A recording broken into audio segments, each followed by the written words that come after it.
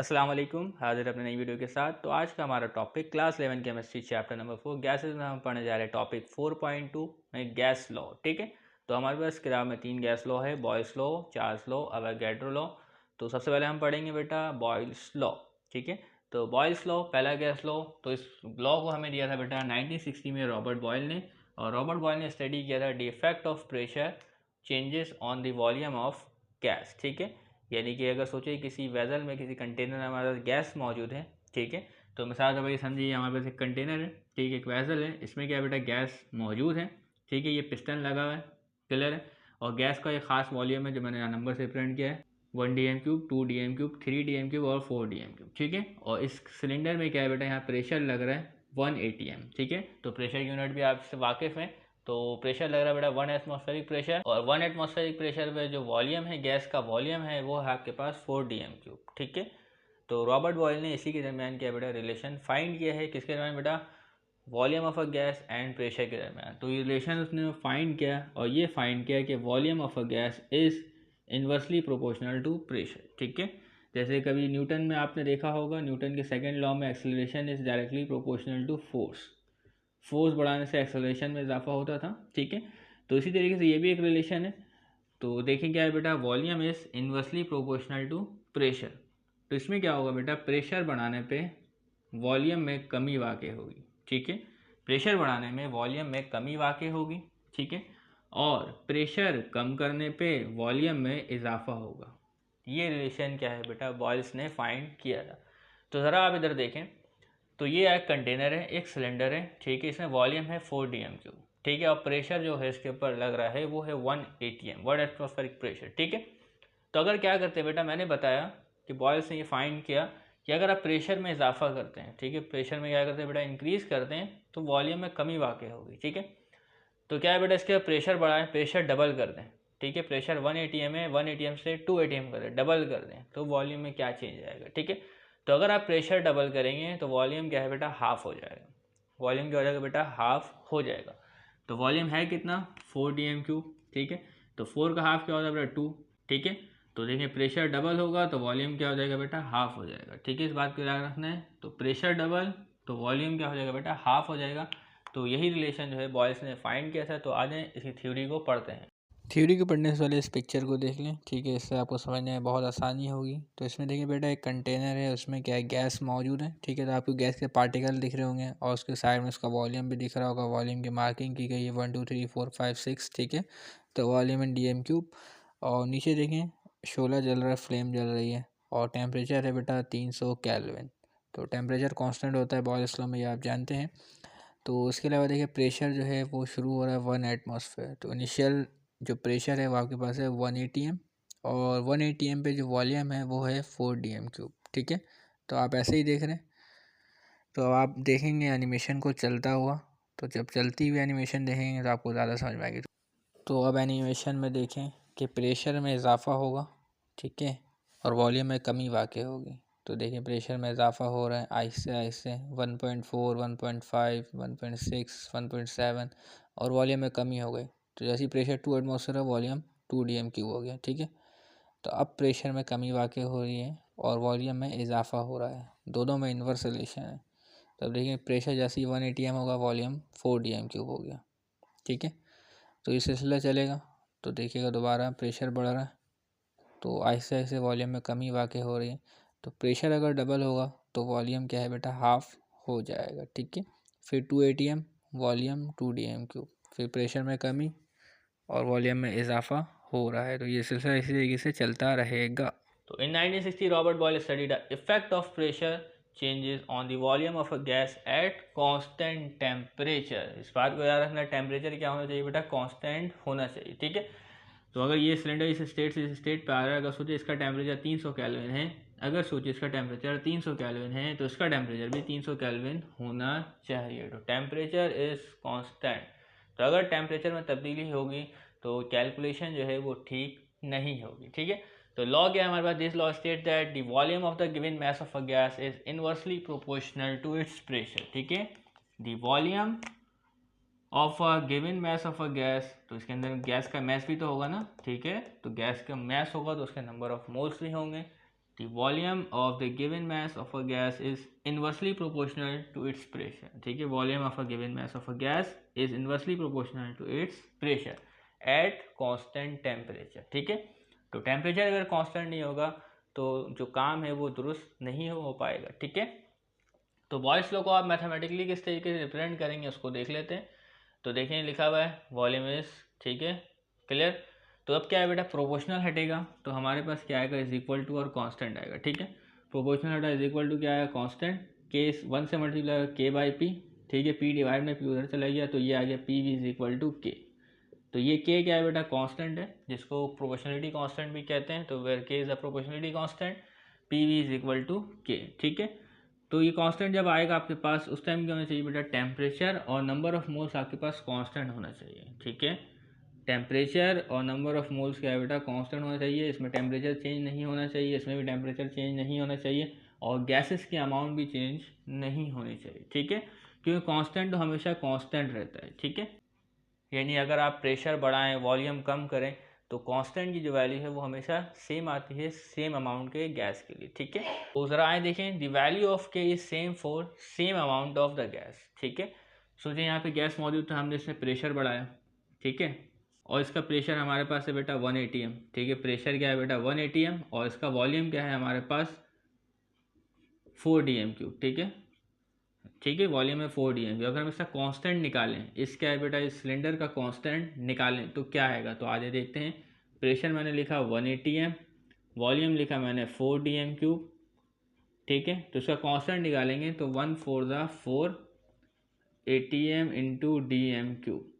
तो ये इसका निकल गया बेटा कांस्टेंट इस सिलेंडर का. ठीक है, तो अगर हम इसी सिलेंडर का क्या है कांस्टेंट निकालें तो सेम आएगा.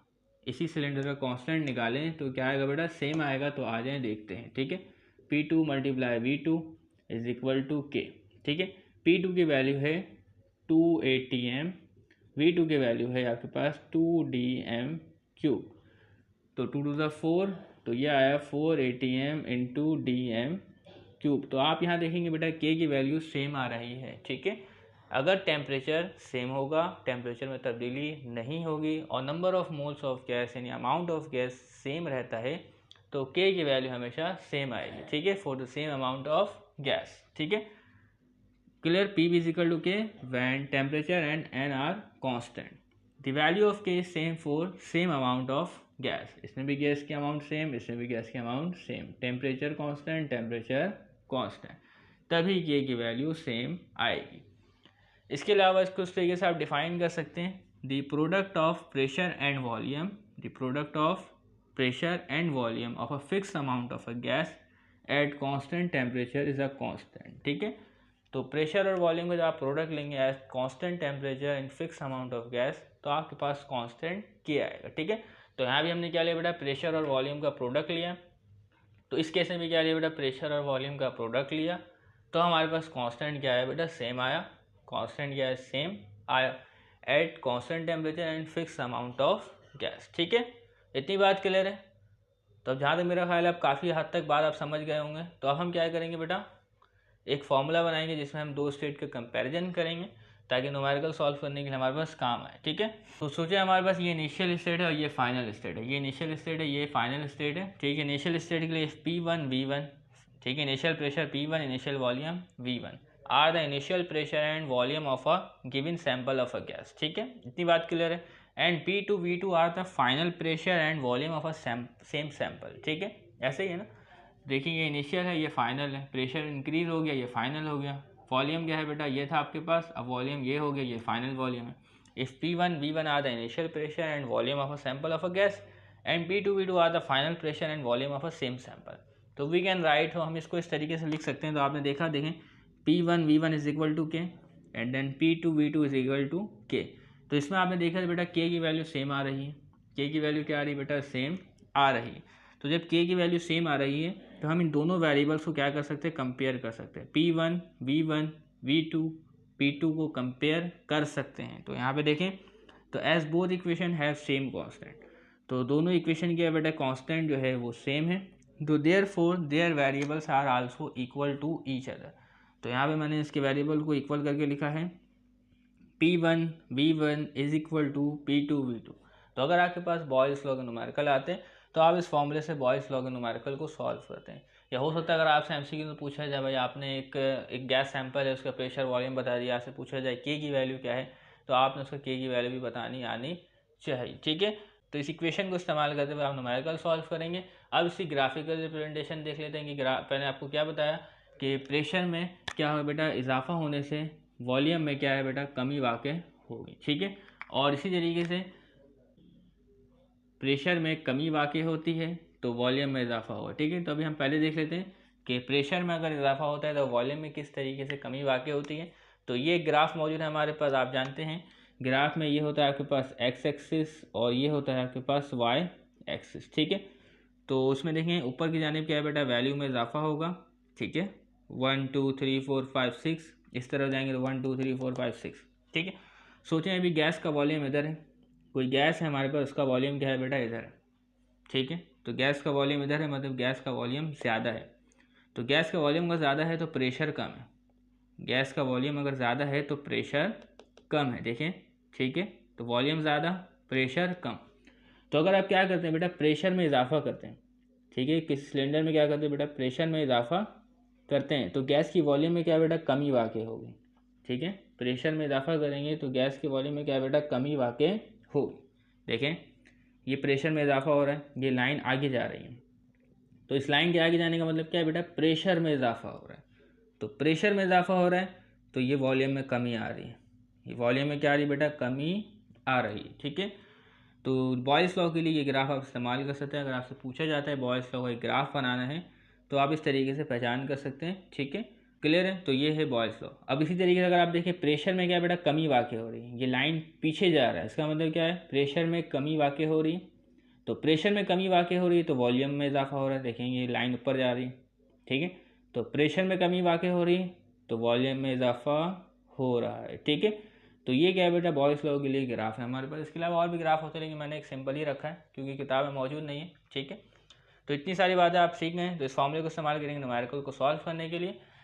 تو اسی طریقے سے میں نے یہ آپ کو بتا دیا کہ اگر آپ پریشر ڈبل کرتے ہیں تو والیوم کیا ہو جائے گا بیٹا ہاف ہو جائے گا. پریشر ڈبل ہوا والیوم ہاف ہو گیا. ٹھیک ہے, اب اسی طریقے سے دیکھیں اب پریشر کیا 2 ATM ہے, والیوم ہے 2 DMQ. ٹھیک ہے, تو اب اس میں دیکھیے پریشر ہو جاتا ہے 3 ATM تو آپ کے پاس والیوم کیا ہوگا.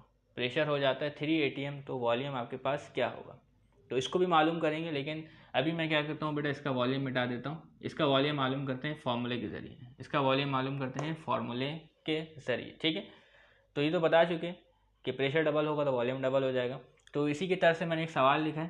ٹھیک ہے, تاکہ ڈائیگرام سے میچ کریں. تو gas with a volume 4 DMQ, ایک گیس ہے سلنڈر میں, اس کا والیوم ہے 4 DMQ, has a pressure of 1 ATM. ٹھیک ہے, کلیئر.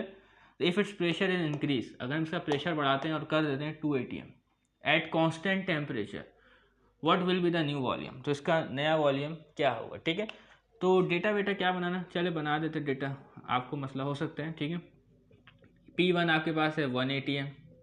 ٹھیک ہے, اب اس کے علاوہ V1 ہے آپ کے پاس 4 DMQ. ٹھیک ہے, اور اسی جگہ سے P2 آپ کو دیا ہے 2 ATM. V2 آپ نے معلوم کرنا ہے فائنل والیوم. ٹھیک ہے, تو میں نے بتایا فارمولا استعمال کریں گے آپ P1 V1 is equal to P2 V2. ٹھیک ہے, یہ فارمولا استعمال کریں گے.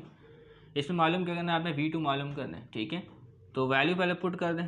تو P1 میں آپ کے پاس کیا آئے گا بیٹا 1 ATM. V1 میں کیا آئے گا بیٹا 4 DMQ. ٹھیک ہے, تو یونٹس بھی لکھنا چاہیے لیکن بعض اوقات یونٹس نہیں لکھتے بچے, ٹیچر بھی نہیں لکھواتے. ٹھیک ہے, سب کی اپنی مرضی ہے. تو P2 میں آئے گا آپ کے پاس 2 ATM. ٹھیک ہے, V2 معلوم کرنا ہے. ٹھیک ہے, تو کیسے ہوگا بیٹا, یہ ملٹیپلائی میں اس کو ڈیوائڈ میں بھیج دیں اس کے. کلیئر ہے, تو اس کی ڈیوائڈ میں بھیج دیں 1 ATM ملٹیپلائی 4 DMQ. ٹھیک ہے, ڈیوائڈیڈ بائی 2 ATM. تو V2 کی ویلیو معلوم کرنی ہے تو اس کو آپ سالو کر لیں. دیکھیں یہ ATM یونٹ سے ATM یونٹ کٹ جائے گا. ٹھیک ہے, اور آپ کے پاس بچے گا بیٹا یہ صرف بچا 4 DMQ ڈیوائڈ بائی 2 1 2 2 2 4. تو یہ آپ کے پاس بچا بیٹا 2 DMQ. تو والیوم کتنا بچا آپ کے پاس 2 DMQ, جو ہم نے پہلے ہی آپ کو بتا دیا تھا. تو اگر پریشر ڈبل کرتے ہیں تو والیوم کیا ہے بیٹا ہاف ہو جائے گا. ٹھیک ہے, تو والیوم ہمارے پاس آیا 2 DMQ. ٹھیک ہے, اسی طریقے سے اگر ہمیں اس کا والیوم معلوم کرنا ہے تو یہاں پہ ہم پریشر ڈبل نہیں کر رہے. یہاں پہ ہم پریشر ڈبل نہیں کر رہے, 2 کا ڈبل ہوتا ہے 4. ٹھیک ہے, تو 2 کا ڈبل ہوتا ہے 4. ابھی ہمیں اس کا نہیں پتہ، ابھی ہمیں اس کا نہیں پتہ. تو سوچیں اگر ہم پریشر 4 کر دیتے ہیں 4 ATM، پریشر ڈبل کرتے ہیں تو والیوم یہ ہاف ہو جائے گا. ٹھیک ہے، پریشر ڈبل کرتے سوچیں اگر ہم نے پریشر کر دیا 4 ATM تو والیوم ہاف ہو جائے گا. 2 کا ہاف ہوتا ہے بیٹا 1 DM³. 2 کا ہاف ہوتا ہے 1 DM³. لیکن یہاں پہ ہم ڈبل نہیں کریں تو اس کے لیے ہم کیلکولیشن کر کے نکالیں گے. ٹھیک ہے، کلیئر ہے؟ تو آج اس کو دیکھتے ہیں. تو سوال میں تبدیلی کر دیتا ہوں. سوال میں اس طریقے سے تبدیلی کرتے ہیں. تو اس کو انیشیل اسٹیٹ مان لیتے ہیں. ٹھیک ہے، تو اس میں دیکھیں والیوم کیا ہے ہمارے پاس، اس میں جو ہے آپ کے پاس پریشر ہے وہ 2 DM³ ہے. ٹھیک ہے، کلیئر. اور پریشر آپ کے پاس ہے یہاں پہ 2 ATM. ٹھیک ہے، تو if it's pressure increase to, pressure جو ہے وہ انکریز ہو رہا ہے 3 ATM، پریشر جو ہے وہ انکریز ہو رہا ہے 3 ATM. تو ہمیں معلوم کرنا ہے اس کا والیوم DM³ میں کیا ہوگا. ٹھیک ہے، clear. At constant temperature what will be the new volume. تو اسی طریقے سے سالو ہوگا، کوئی نئی بات نہیں ہوگی. تو آج ذرا دیکھتے ہیں کس طریقے سے. ٹھیک ہے، تو دیکھیں یہاں پہ، تو اس کو P1 V1 اس کو P2 V2 کہیں گے. تو یہاں پہ لکھا ہوا ہے کچھ ہے، اس سے کوئی مسئلہ نہیں. تو آپ کچھ بھی لکھ لیں، آپ ایسا بھی لکھ سکتے ہیں P3 P2 لکھ سکتے ہیں، کوئی مسئلہ نہیں ہے. ٹھیک ہے، تو لیکن میں P1 لکھ دیتا ہوں. P1 ہے یہاں پہ 2 ATM. ٹھیک ہے، اور آپ کے پاس V1 ہے آپ کے پاس 2 DM³. ٹھیک ہے، اور P2 ہے آپ کے پاس 3 ATM اور V2 ہے یہ معلوم کرنا ہے. فارمولا کیا بیٹا؟ P1 V1 is equal to P2 V2. Formula arrange کر لیں، V2 معلوم کرنا ہے تو V2 ارینج کر لیں. تو V2 یہاں لکھیں P1 V1 divided by P2. Arrangement تو آنی چاہیے آپ کو، میتھمیٹکس پڑھ رہا ہوں کلاس 11 کی. ٹھیک ہے، تو V2 P1 کی ویلیو آپ کے پاس ہے بیٹا 2 ATM. ٹھیک ہے، اور V1 کی ویلیو ہے آپ کے پاس 2 DM³ ڈیوائڈیڈ بائی، تو یہاں پہ آپ کے پاس آئے گا 3 ATM. ٹھیک ہے، کلیئر ہے. تو یہ ATM سے ATM کٹ گیا. ٹھیک ہے، تو یہاں پہ اب دیکھیں کیا ہوتا ہے بیٹا V2، یہ 2 سے 2 ملٹیپلائی ہوا، 2 سے 2 ملٹیپلائی ہوا تو یہ آیا آپ کے پاس 4 DM³. ٹھیک ہے، ڈیوائڈیڈ بائی 3. تو اس کو ڈیوائڈ کرنے میں جو ویلیو ہمارے پاس آتی ہے وہ آتی ہے 1.33 DM³. ٹھیک ہے، تو والیوم ہمیں پتہ چل گیا کیا ہوگا 1.33 DM³. تو میں یہاں لکھ دیتا ہوں، وہ آ رہا ہے ہمارے پاس 1.33 DM³. ٹھیک ہے، تو اس کو ہم کیلکولیشن سے بنائیں گے. ٹھیک ہے، لیکن یہ ہم نے ڈائریکٹ بتا دیا کیونکہ اس میں کیا ہے بیٹا پریشر ڈبل ہوا تو والیوم ہاف ہو جائے گا. لیکن یہ سمجھانے کے لیے اس طریقے سے پیپر میں اس طریقے سے نہیں آئے گا، یا MCQs میں اس طریقے سے نہیں آئے گا. ٹھیک ہے، تو اس طریقے سے آپ کر سکتے ہیں. تو اگر آپ چاہیں تو اس کا بھی پتہ کر سکتے ہیں، تو کوئی مشکل کام نہیں ہے. تو آپ سوالات خود چینج کریں اور کر سکتے ہیں. بلکہ اس کے لیے میں آپ کو ہوم ورک کے سوالات آپ کو دوں گا، تو آپ اس سوال کو ضرور سالو کیجیے گا. اس میں کیا بیٹا سلیوشن بھی ہوگا. ٹھیک ہے، تاکہ آپ آنسر وغیرہ میچ کر سکیں. اگر ہم اس کا کانسٹنٹ معلوم کرنا چاہیں وہ بھی کر سکتے ہیں. تو پہلے کانسٹنٹ معلوم کر لیتے ہیں، پھر آگے ڈسکس کرتے ہیں. ٹھیک ہے، تو جیسا کہ یہاں پہ کیا ہے بیٹا سیم اماؤنٹ آف گیس اور سیم ٹیمپریچر پہ ہمارے پاس کانسٹنٹ جو ہے وہ سیم آنا چاہیے. ٹھیک ہے، تو ہم اس کا بھی کیا ہے بیٹا کانسٹنٹ معلوم کر لیتے ہیں کیا آئے گا. ٹھیک ہے، تو P3 V3 is equal to K، P4 V4 is equal to K. تو کانسٹنٹ آنا چاہیے ہمارے پاس سیم. تو آج چیک کر لیتے ہیں. تو P3 کی ویلیو کیا ہے ہمارے پاس 3 ATM، V3 کی ویلیو کیا ہے ہمارے پاس 1.33 DM³. تو ملٹیپلائی کریں گے اس کو، تو اس کو ملٹیپلائی کرنے میں جہاں ویلیو آتی ہے وہ آتی ہے 4 ATM انٹو DM³. ٹھیک ہے، K کی ویلیو آ گئی. یہاں پہ بھی بیٹا نکالتے ہیں 4 ATM انٹو 1 DM³. تو یہاں بھی آیا 4 ATM انٹو DM³. ٹھیک ہے، تو K کی ویلیو کیا ہے بیٹا سیم آئی چاروں کیس میں، ایسا ہی ہے. ٹھیک ہے، تو K کی ویلیو ہمیشہ سیم آئے گی. کس کے لیے؟ دی value of K same four same amount of gas. ٹھیک ہے، اگر ٹیمپریچر ڈفرینٹ کر دیتے ہیں، number of moles of gas different کر دیتے ہیں تو K کی ویلیو سیم نہیں آئے گی. ٹھیک ہے، تو آپ سے نومیریکل دیا جا سکتا ہے یونٹ کو چینج کر کے. تو آپ نے وہاں پہ بڑی دھیان سے کام کرنا ہے. ٹھیک ہے، کوئی سی بھی غلطی نہیں کرنی. اس طریقے سے سوچیں اگر آپ کو والیوم یہاں 2 DM³ دیا ہوا، ٹھیک ہے، پریشر آپ کو کیا دیا ہے بیٹا، آپ کو یہاں پہ پریشر دیا ہوا ہے ملی میٹر مرکری میں دیا ہوا ہے. پریشر دیا ہوا ہے آپ کو، پریشر دیا ہوا ہے سوچے 760 مرکری دیا ہوا ہے ملی میٹر مرکری. سوچیں ایسا ہو سکتا ہے. اور یہاں پریشر دیا ہوا ہے 3 ATM میں. ٹھیک ہے، تو آپ کو سب سے پہلے کیا کرنا پڑے گا کہ آپ کو سب سے پہلے اس پریشر کو چینج کرنا پڑے گا. ٹھیک ہے، آپ کو سب سے پہلے کیا کرنا پڑے گا، اس اماؤنٹ کو چینج کرنا پڑے گا. کس میں بیٹا ATM میں. تو پریشر میں یونٹ کنورژن میں نے آپ کو سکھایا ہے کہ آپ یونٹ کو کس طریقے سے تبدیل کریں گے. تو سوالات آپ ایٹماسفیئر میں سالو کریں گے. اگر آپ کو سوال میں جس قسم کی ڈیمانڈ ہو آپ کو سوال اسی کے مطابق سالو کرنا ہے. ٹھیک ہے، हो सकता है आपको कहे आंसर आप अपना शो करें मिलीमीटर मरकरी में, हो सकता है कहे आपको कहे बेटा आंसर शो करें आप किसमें ATM में, तो आप वो कर सकते हैं, कोई मसला नहीं। तो सोचें मैं यहाँ पे अगर मैं यहाँ पे प्रेशर कर देता हूँ 380 मिलीमीटर मरकरी, ठीक है। तो सोचें अब ये सवाल का इससे कोई ताल्लुक नहीं, इस सवाल का इससे कोई ताल्लुक नहीं है। एक सवाल सोचें आपके पास आया है, a gas with a volume 2 dm cube और उसका प्रेशर है 380 millimetre mercury, if it's pressure in increase to 3 atm, ठीक है, at constant temperature what will be the new volume. तो आपने क्या करना है बेटा, प्रेशर को पहले तब्दील करना है, इसको एटमॉस्फेयर में चेंज करना है, ठीक है। और अगर आपसे कहता है कि आप भाई आपने अपना आंसर लेकर आना है मिलीमीटर मरकरी में, तो आपको इस ATM को चेंज करना पड़ेगा मिलीमीटर मरकरी में, ठीक है ना। तो दोनों कंडीशंस हो सकती हैं, तो आपको पता होना चाहिए। तो सोचिए हमें कहा गया है भाई आंसर ATM में लाना है, ठीक है, express your answer in ATM। तो हमें क्या बेटा 38 इसको चेंज करना पड़ेगा एटमॉस्फेयर में, ठीक है। तो आज इसको करते हैं, ठीक है, आंसर ATM में लेकर आना है। तो सोचें हमें वॉल्यूम दिया गया बेटा 2 dm क्यूब, ठीक है, तो वॉल्यूम दिया गया बेटा 2 dm क्यूब, प्रेशर दिया गया 8 mmHg में आपको 380 मिलीमीटर मरकरी। तो इसको ATM में चेंज करने का मैंने तरीका आपको बताया है। तो सोचें अगर आपको दिया हुआ प्रेशर 380 मिलीमीटर मरकरी, तो इसको चेंज करना है आपने किसमें बेटा, एटमॉस्फेयर में।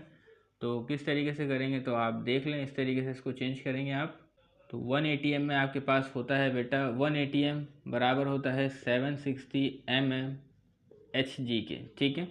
तो इस तरीके से आप करेंगे इसको, मिलीमीटर मरकरी मिलीमीटर कट जाएगा, ठीक है, ये आपस में डिवाइड होगा, 0 से 0 हो गया, डिवाइड होगा और ये से मल्टीप्लाई होगा, तो आपके पास जो वैल्यू आएगी वो आएगी 0.5 ATM, ठीक है। क्या आएगा बेटा 0.5 ATM, ठीक है। और जबकि मैंने जो आपको प्रोसीजर बताया था वो कुछ इस किस्म का था, ये तो मैंने डायरेक्ट कर दिया, ठीक है। वो मैंने आपको बताया था कि बेटा 760 मिलीमीटर मरकरी बराबर होगा 1 ATM के, ऐसा बताया था, ठीक है। तो ये भी बताया कि 760 को आप यहाँ डिवाइड में भेजेंगे, ऐसे ही बताया है ना। तो 760 को आप डिवाइड में भेजेंगे, तो ऊपर जो किया है वो मैंने डायरेक्ट किया है, ठीक है, वो डायरेक्ट किया है, ठीक है। 760 mmHg को डिवाइड में भेजा और फिर मैंने बताया था कि आप बोथ साइड मल्टीप्लाई करें किसको बेटा, जो भी आपको दिया गया प्रेशर का यूनिट, तो 380 को मल्टीप्लाई किया बोथ साइड, यहाँ पे भी और यहाँ पे भी, ठीक है। तो देखेंगे बिल्कुल सेम टू सेम वही बन जाता है जो यहाँ लिखा हुआ है, ठीक है। यहाँ mmHg भी लिखना है, तो मैंने नहीं लिखा, बिल्कुल सेम टू सेम वही है। देखें 180 divide by 760 mmHg multiply 380 mmHg, तो इसमें क्या होगा, ये mmHg से mmHg कट जाएगा, 380 डिवाइड बाई 760, तो इसको करें कुछ ये वैल्यू आएगी, मल्टीप्लाई करें 1 से, तो आपके पास आएगा 0.5 ATM, ठीक है। तो आप इस प्रोसेस को यहाँ पे भी लिख सकते हैं, इस स्टेप को, हमारे पास जगह की कमी है। तो 380 mmHg बराबर होता है 0.5 ATM, लेकिन आपने इस स्टेप को शो करना पड़ेगा, आपको आना चाहिए, ठीक है। और इसी तरीके से आपको जो वॉल्यूम दिया गया और प्रेशर आपको दिया गया P2 आपको दिया गया वो है 3 ATM, ठीक है, और V2 आपने मालूम करना है, तो वही लगेगा P1 V1 is equal to P2 V2। इसमें V2 को अरेंज कर लें तो आ जाएगा P1 V1 divided by P2। तो वैल्यूज़ को आपने पुट करना है, V2 की वैल्यू P1 की जो आपने है वो लिख देनी है 0.5 ATM multiply 2 dm cube divided by P2 की वैल्यू है 3, जो डिवाइड करें वॉल्यूम आपके पास आ जाएगा, फाइनल वॉल्यूम कुछ भी होगा, ठीक है। तो इस तरीके से सवालात को आप सॉल्व करेंगे, लेकिन देख लेता हूँ मैं क्या आएगा। तो वॉल्यूम आ रहा है हमारे पास 0.33, क्या आ रहा है बेटा 0.33 dm क्यूब। तो देखें बेटा प्रेशर जो है वो क्या था बेटा, पहले कम था 0.5 ATM, वॉल्यूम था 2 dm क्यूब, ठीक है। तो प्रेशर में इजाफा हुआ 0.5 से 3 ATM गया, तो वॉल्यूम में वाज़े कमी होगी। तो वॉल्यूम था 2 dm क्यूब, 2 dm क्यूब से वॉल्यूम हो गया 0.33 dm क्यूब, ठीक है। तो इसके सवाल मैंने ज़्यादा नहीं करवाए, तो होमवर्क के लिए मैं आपको सवाल दूंगा, उसमें सोल्यूशन ही मौजूद होगा, लेकिन आप उसको देखिएगा, उसको सॉल्व कीजिएगा। तब तक के लिए दीजिएगा, चैनल को सब्सक्राइब कीजिएगा। अल्लाह हाफ़िज़।